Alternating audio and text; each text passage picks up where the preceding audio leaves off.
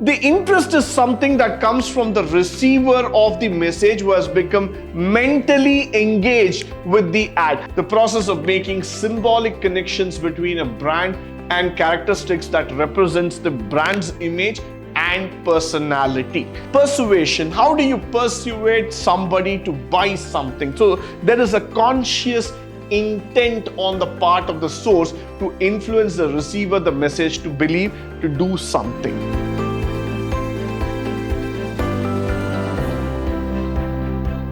Good morning and welcome to the first session in Unit 2, 6th semester, Advertising and Media Management for BBA, where we're going to talk about consumer and media. Now, what is the primary focus of this session is that we're going to talk about the models of advertising, the effects to be shown on how a brand works, and we're going to list out some of the key effects that are going to be seen towards the consumer response onto advertising.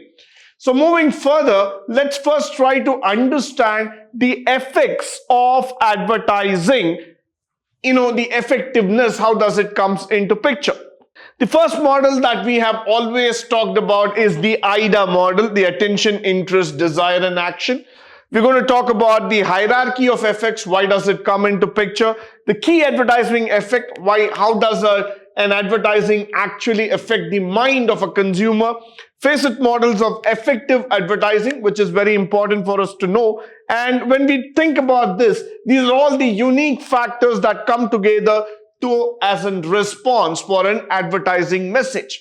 Now, moving further, we're going to understand the effect, how does it come into picture. Now, if you look into this diagram, you would see that perception, cognition, persuasion, behavior move into a factor. Now, that's how the association and effective response is going to come into picture. You have two models there looking at you. One is the think, feel, and do, which comes from the hierarchy of the effects model. Next, you have the AIDA model, which talks about attention, interest, desire, and action.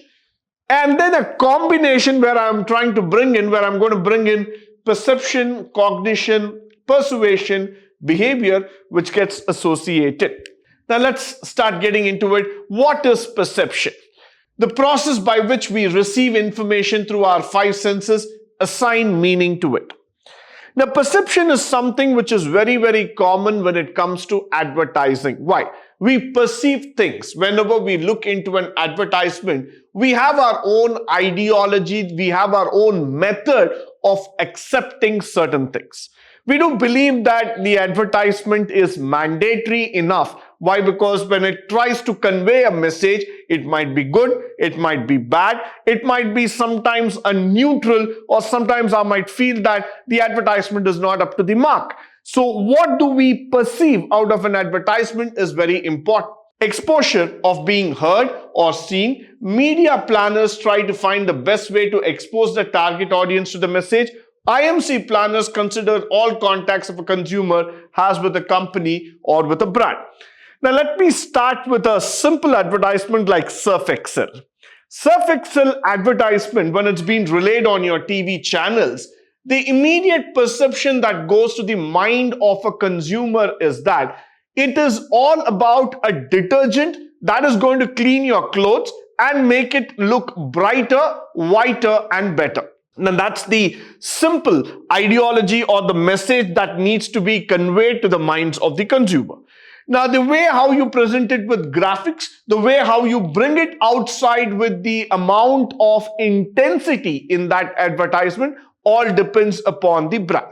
So Surf Excel today was able to create that message very clearly, stating that if you are going to think about a detergent on the top of your mind, we are there. That means to say that for a consumer, when he goes into the market, the first thing that has to come to the top of his mind when he thinks about a washing soap or a detergent is Surf Excel. Why? Because they have exposed themselves in such a manner that whenever people think about that particular brand, yes, that means detergent all about. They have sent a message so clearly with that striking lightning coming across your TV screen saying that yes, Surf Excel stands for a white, cleaner, and a better cloth altogether. And their integrated communication in terms of sending out the message is so clear that people understand what can be the effect of the brand in the minds of consumer. Now, similarly, we are also going to talk about a very important thing called as the perception measures. Selection and attention. Then we are going to talk about interest and relevance. And then we will go into the further depths of it. Let me start with selection and attention. Now, what is it? The ability to draw attention, to bring visibility. I'm going to focus on this word called as visibility. Now, whenever we talk about this word called as attention, how do you draw attention by a brand? Now, let me take you into an example like Lux soap itself or a Colgate toothpaste. The aim of these brands have been very, very simple. They are products that are being used by a common man on a daily purpose. Now, the importance of these brands is to bring into the minds of consumer the purpose of using that particular product. So the attention is primarily towards the usage rather than the graphics and the models those who are involved in that. So primarily what I want to bring in is that the visible usage, the visibility, the attention, the amount of transparency in terms of using that product, how does it affect your daily life? Where is the purpose of the product that comes to you on your daily walk of life? That's exactly where the attention comes into picture. And that's one of the most important aspects of advertising. It's in fact the greatest strength I would like to talk about. The second thing is that the interest and relevance that we are talking about. The interest is something that comes from the receiver of the message who has become mentally engaged with the ad. So for example, today when I talk about a dairy milk advertisement, the dairy milk is integrated to the minds of the kid. So moment they see the dairy milk advertisement popping up on your TV channels or on your screens, you would be able to understand the kid is completely engaged with the product. It understands that dairy milk is a chocolate, which creates a desire in the minds of the children to have that particular product, and it is trying to deliver a very straight and a clear message into the minds of people. Now, the relevance. Now, it connects to some personal level. I go back to the same dairy milk. Why? Because the dairy milk is actually able to make you realize this factor that I am integrated. Integrated to what? Integrated to your personal level, where I'm able to say that this is a particular chocolate or a particular product which is of your personal choice. That would be a choice of your nature, your taste, your thoughts altogether. So that's exactly where I would see that the relevance factor coming in. Am I related? Is it relevant to me? Is it what the right choice I'm making in? Yes, there is a relevance here in that message.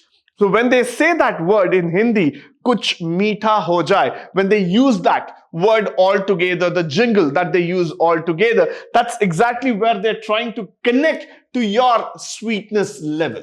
That's where they exactly connect to your taste buds altogether. So that's why I say relevance is very, very important in advertising. Moving further, cognition. How consumers respond to information, learn and understand something. We are going to talk about cognitive learning when a presentation of facts, information and explanation leads to understanding. Now, let me just start taking you into an advertisement like Sensodyne, for example.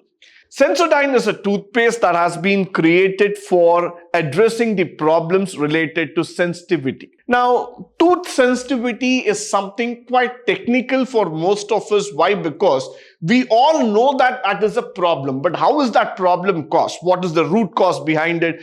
To what extent, to what level that affects your dental health? We do not know. Why? Because that becomes more into a medical aspect altogether. But Sensodyne's advertisement is more based on a cognition learning. Why? Because when they present you the facts, saying that how exactly it happens, why it needs to be arrested, why it needs to be handled with care, that's exactly cognition comes into advertisement altogether. Similarly, when you're talking about women's Horlicks or when you're talking about a Nutri-Plan, all these kind of facts and figures are putting you into a cognitive learning mode where you are trying to understand the product deeper in terms of how that product can become relevant for me and why I need to buy this product, and by buying that product, what am I learning about it? So at a particular level, I'm trying to engage my customers into a learning mode rather than just onto a buying mode. I'm not just doing a sales pitch here. I'm trying to make you understand why that product becomes an essential part of your life. So that's exactly where used by consumers who want to learn everything about the product before they buy it.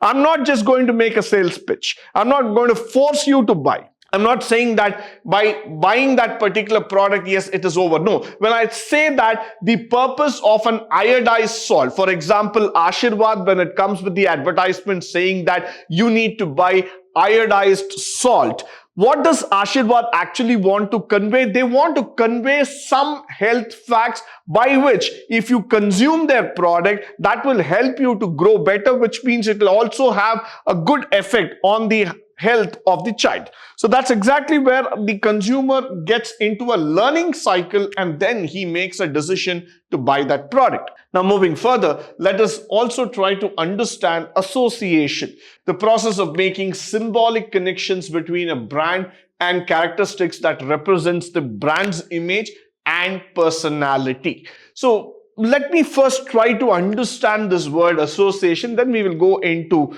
symbolism, then conditioned learning, of course. Association is actually trying to connect yourself with the brand in a very simple way.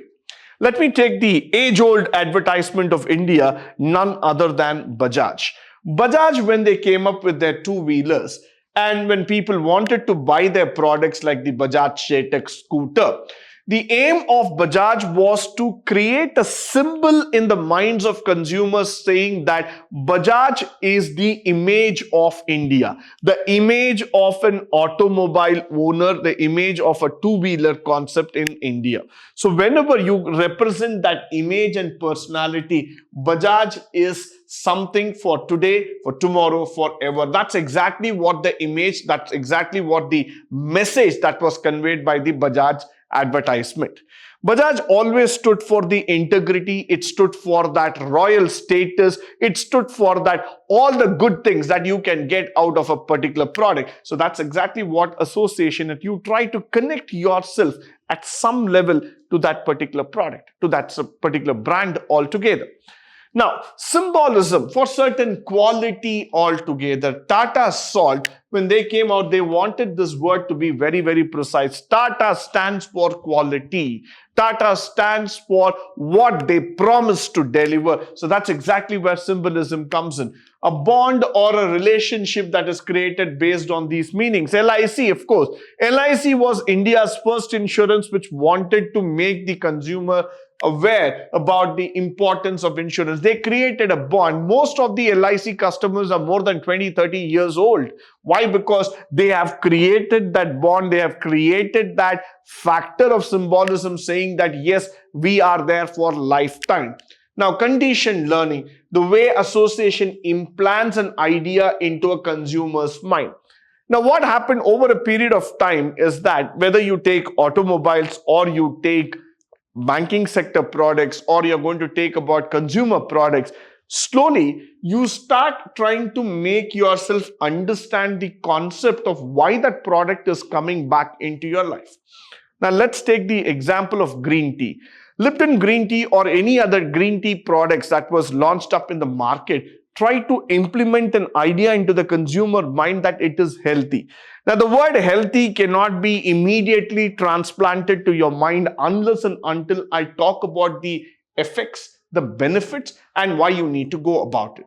So I have to bring in a conditioned learning into your mindset. I have to make you understand why you need to go for that product, and that's exactly I associate myself with you. Moving further, the affective or the emotional factor mirrors the personal feeling about something, stimulates wants, touches the emotion, creates feeling. Now that's exactly what Paisa Bazaar came or Policy Bazaar came up with on the advertisement front altogether.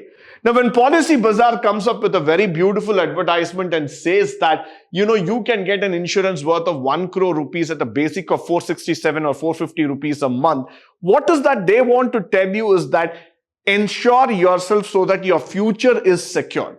So they try to stimulate that want factor that tomorrow something happens, please be sure about it. It touches the emotion when a person passes away because of some kind of illness or some kind of death factor. It creates that feeling, what will happen when that person leaves you? So that's exactly where Policy Bazaar came up with an advertisement trying to tell people that please get ready for the uncertain future that is staring at you. So that's exactly where it mirrors the person's feeling about something. Followed by which wants, influenced by more emotion or desire, and desire is again based on the wishes, the longings, the cravings, and it agitates passions and feelings. So whenever you see a BMW advertisement or you see some Mercedes-Benz on a TV screen or on any of the hoardings and kind of thing, I'm just igniting that desire in you. Whether I'm going to buy it or not is secondary, but the moment I present you something which is way beyond the thought process, I'm going to create a craving in your mind by saying that if you want to own that particular product, you need to move up the ladder. So which means to say that I'm influencing your mind with a certain amount of desire to own it. So whenever you see the advertisement of all those luxury products, they don't ask you to buy it directly. They don't ask you to own it. But if you want to get into that circle, you want to be a part of that luxury association, the luxury tag altogether, that means you need to have your desires completely kindled by that passion to buy it, by that need, by that force that you want to go there, you want to be a part of the circle, you want to move up the league altogether. So that's exactly where this wants comes into picture. Now, persuasion. How do you persuade somebody to buy something? So there is a conscious intent on the part of the source to influence the receiver, the message, to believe, to do something. Now, sometimes you see that advertisement can also be a source of motivation. That's exactly where we are trying to come into picture. Now, most of our Indian movies, whenever we talk about the Bollywood movies, they've been so intense, so good enough in trying to drive a message into the minds of the consumers saying that yes, you can do it. They've been motivational in nature, if I have to put it in one line. But then the same thing continues to drive also in terms of advertisement. Now let me go back to the great example of Mountain Dew, which used to say, "Dar ke aage jeet hai," when they try to make that word saying that there is victory before fear. Kyunki if you start looking into that factor, they say it in Hindi very, very clearly that only if you remove the fear factor, you will be able to see the victory coming before you. So that's exactly where the persuasion comes. And you see in that advertisement when Hrithik Roshan takes up a wild step of jumping all the way using his bike from one mountain to the another, or making a stunt which is visually superb in nature, that's because of the persuasion factor. I'm trying you to persuade something. I'm constantly motivating you, telling that yes, you can do it. That's exactly persuasion comes. Why? Because I'm consciously coming into the picture again and again. I'm trying to motivate you with a purpose. I'm trying to push you off the limits. I'm going to tell that yes, you can do it, and repeatedly I'm doing it to you. So that's exactly where I make the consumer believe that yes, he's capable of doing it. So that's where motivation comes into picture. When something prompts a person to act in a certain way, and marketing communication uses incentives to encourage a response. Now, moment this encouragement comes into picture, this is a different level altogether. Why? Because encouragement is not just about monetary benefits, but it's also about that emotional factors that is deep inside you, trying to say that yes, you can do it, nothing to worry, you can push your limits, you can get it done. So that's exactly where this persuasion also helps you to achieve it. Behavior, the action response. Now let's come on to the action part very clearly. Effectiveness is measured in terms of its liability, motivate people to do something. So try and buy. Initiating action through trial. Trial is important because it lets a customer use the product without investing in its purchase. Now, this is something really fantastic, I would like to say. Why? Because whenever you go through any of the consumer fairs or exhibition, there are so many products kept in front of you where you just have to try it. I'm not asking you to buy it. I'm not asking you to put 1 rupee inside. I'm just asking you to try it for free. Underline that word, for free. Why? Because consumers' biggest and the most greatest acceptability comes when he tries it. So when you say that by doing this particular exercise, by tasting this particular product, yes, it's going to be of benefit to you. How do I really convince the customer? Just put the consumer in front of the product. So moment the consumer tries it, he feels it is good, then I don't have to talk any words further. It's going to be a direct sale. Now, instead of talking about one page, or rather, about 1 hour about a Hyundai Creta electric, I allow you to drive the car for 15 minutes, 20 minutes, or half an hour, and then you come back and say, wow, then that's exactly the response what Hyundai really wants from you. So what I'm trying to do here is that I'm trying to put the consumer into action rather than talking. So theory does not hold water when compared to action. Action talks louder than that of the theory that we have been looking into. So get into the trial, make the consumer become a part of the advertisement, part of the product, part of the brand itself. Then you can see that automatically sales will go up. So that's exactly where the behavior comes, where I use this word called as action response. The ability to motivate people to do something. That's exactly do something. Get onto the action front rather than only talking on the theoretical factors. Now, the typical communication objectives, what are that we are trying to do? We are talking about the brand positioning, the ad brand doing it, the learning part of it, the cognitions, and the purchase intention. Sometime down the lane, please understand that you cannot make a consumer directly get into the sale process unless and until you have made him understand what is the need, what is the purpose, is it something really worthwhile in terms of investment. Until and unless that part is being done, we are not going to get into this learning perspective altogether. Now, the awareness, the ad recall, ad recognition, involvement, all these things are needed for a consumer, because until he gets completely involved in an admission, in a process altogether, he is not going to get into the sales. Or else what happens is that most of the advertisements will remain on the shallow front. They don't become really targeted. They don't become really purposeful or meaningful in terms of conversions towards the buy factor. Now, with this, I would like to come to the end of today's session. I hope and believe that all the facts and figures that have been presented in this session would be of a great help to you, both in terms of theory as well as in the practical walk of life.